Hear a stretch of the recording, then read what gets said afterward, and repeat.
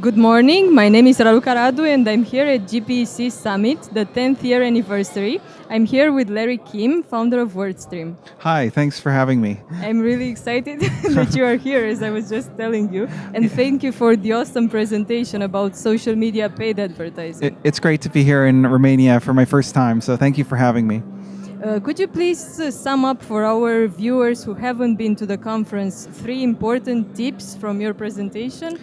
Sure. At a high level, I think that marketers, pay-per-click marketers, have to focus on two things, not just demand generation from search in terms of harvesting the searches for people who are looking for what you're selling, but also using social media ads to generate new demand for the products and services that you're selling.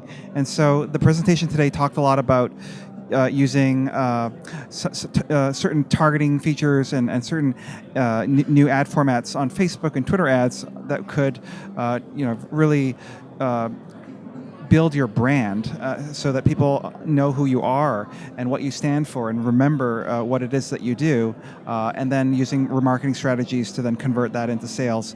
And I think they're both important, kind of this idea of kind of indirectly getting conversions through social media ads. And in terms of your online marketing strategy, in which percentages do you think you should focus on acquisition and retention? I think it would be completely reasonable for a kind of a average online marketing company to be splitting it in half.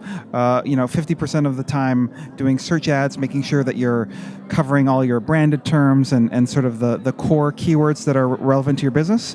But then using a lot of the other half of your budget for remarketing campaigns or demand creation campaigns on Facebook. That feels like a pretty good mix. In general, the more your business sells to demographics and certain people, the more you should be on Facebook. The more your business is kind of direct response, like people know exactly what they're looking for, they just don't know where to get it, then you should be more towards Google. But I think it's really interesting because we never really had a great way of marketing to people the way that Facebook is now providing us. There are many legends here in Romanian e-commerce that Facebook doesn't convert as well as Google. Of course. Why is it? I mean, of course, Facebook does not convert as well as Google, and that's because of commercial intent. So when someone does a search in Google, you're actually going into someone's mind right at the point of when they're thinking about buying something specific, and you're able to get your products and services in front of them right at that right time. And of course, that's going to convert at a higher rate. But as I was saying in the presentation today, AdWords is not new. It's been around for 15 years, and so chances are your competitors are also going to be trying to get those keywords, and so it's not going to be like 1 penny. It's going to be a little bit more than that, a little more expensive, and so it's going to have a very high conversion rate, but it might cost a little bit more for those clicks if it's a competitive industry. What I'm saying is that Facebook, it's not going to convert as well, but there's lots of tips and tricks that you can do to improve the conversions. As I was talking about, like using high engagement content, using all the new ad formats like call ads or shopping ads on Facebook. And so what you can do is you can get maybe a conversion rate that's maybe half as good, but what if the cost per click on Facebook is like 1/3 the price or 1/4 the price? And so in terms of return on investment, that's still very compelling because a lower conversion rate with a lower cost per click, you could still come out ahead. And the other thing about this is that you're potentially creating new demand for your product by going after people. I mean, the greatest strength of Google is that you're targeting people who are looking to buy the products and services that you're selling. That's also the greatest weakness because you're not really creating new demand for your product. That you're going after the people who are already looking for that. So, you could argue that going after a new business might be worth more, than going after an existing market because that's essential for growing the business. So they're definitely true that it doesn't convert as high, but that's not the same as return on investment. Mm-hmm. But is it true that Facebook might work better on some verticals than others? Oh, absolutely, absolutely. So, it just depends on like. I happen to think that take for example business to business.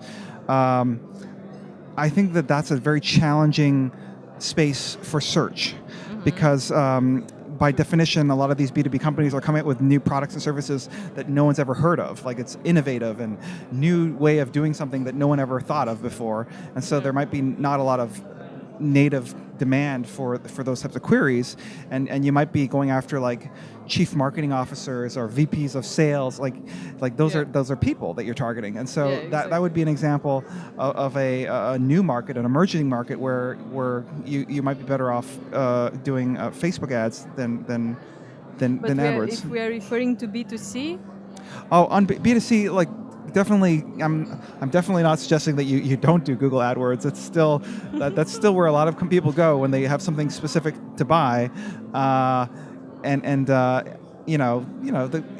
conversion rates are going to be up there. Like shopping ads, very, very powerful. I'm just thinking out ahead, like 1 or 2 more years here in the future. Definitely, currently, Google is still the king, but could that change or could that shift a little bit? I think there's a lot of the shift in mobile is going to make it more favorable for Facebook advertising because everyone is using Facebook on mobile. So. One question about Google AdWords. I think someone also asked you in the audience. This is a question I get very often from shop owners. Why should I bid on branded keywords? Because if those guys know about my brand, then they are already my customers. Well, it's mostly for defensive purposes. First of all, it's not going to cost you very much because a branded keyword search is going to have a 20 or 30 or 40% click-through rate. So that means you're going to have a quality score of 10, which means you're going to be paying very few pennies for those clicks. So don't think that it's going to deplete all of your budget. And so what I would suggest is maybe allocating 5 or 10 or 15% of your budget towards brand terms, and that is does for 2 reasons. First is it's not that much money, okay, but it's for defensive purposes to make sure that your competitors don't try to take away your customers. And the second reason is because it'll raise your average quality score for the account, so that other campaigns that are not branded will actually do better because the overall average click-through rate of the account will be higher. So that'll have some small or actually some large beneficial impacts elsewhere. Okay. Before we finish, Larry, I'm your biggest fan here in Romania, and I'm very curious whose fan you are. I mean, could you recommend us an online marketer that you really like and that inspires you other than yourself?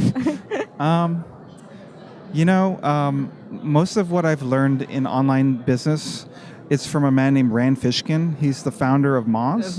And I've gotten to know him a little bit over the last year at various conferences. And I just think he's a genius. And so you can't go wrong with him. Another guy that I follow closely is the founder of HubSpot. His name is Dharmesh Shah. He doesn't write as much as Rand and doesn't do as many conferences, but nevertheless, I think is a genius, and he's built a $1 billion company. And those are 2 guys that I follow closely, both reading their stuff and also watching what they're doing.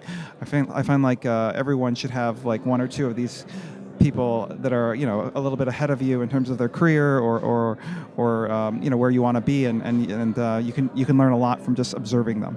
Okay, thank you, Larry. All right. Thanks so much for having me again.